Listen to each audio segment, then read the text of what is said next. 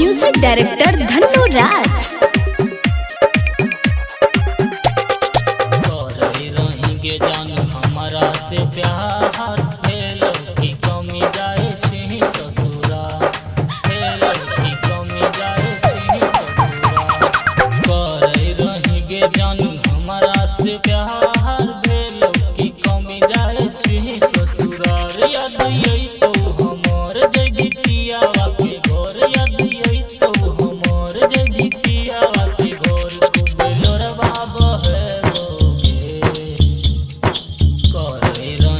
जानू हमारा से प्यार भेलो की कमी जाए छी ससुरा, भेलो की कमी जाए छी ससुरा।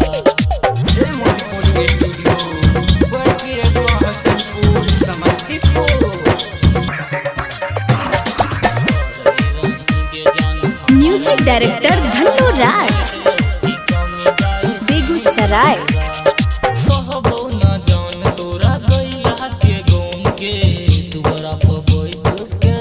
छोरी होम गे रोबो, छोरी होम गे रोबो, छोरी होम गे। तबो ना जानू तोरा गइला के गम गे, दुआरा पर बैठ के रोबो छोरी होम गे। ई जुदाई के गम ना सहई तो सीतम, ई जुदाई के गम ना सहई तो सीतम। खूब लोरवा बहेरोगे, करे रहेंगे जानू हमारा से प्यार भेलो की कमी जाए छी ससुरा, भेलो की कमी जाए छी ससुरा।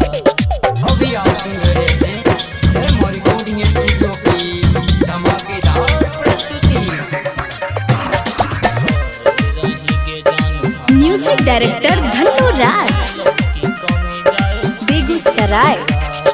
तोरा से करई हो खूब प्यार गे, करी ना पैतोगे भतरा तोहार गे, भतरा तोहार गे। तोरा से करई हो खूब प्यार गे, करी ना पैतोगे भतरा तोहार गे। राइटर संजय संगम रणवीर इंदौर, राइटर संजय संगम रणवीर इंदौर। रुतो तोरे याद में गे, करे रहेंगे जानू हमारा से प्यार भेलो की कमी जाए छी ससुरा, भेलो की कमी जाए छी ससुरा। सैम रिकॉर्डिंग स्टूडियो पर की रजवा हसन।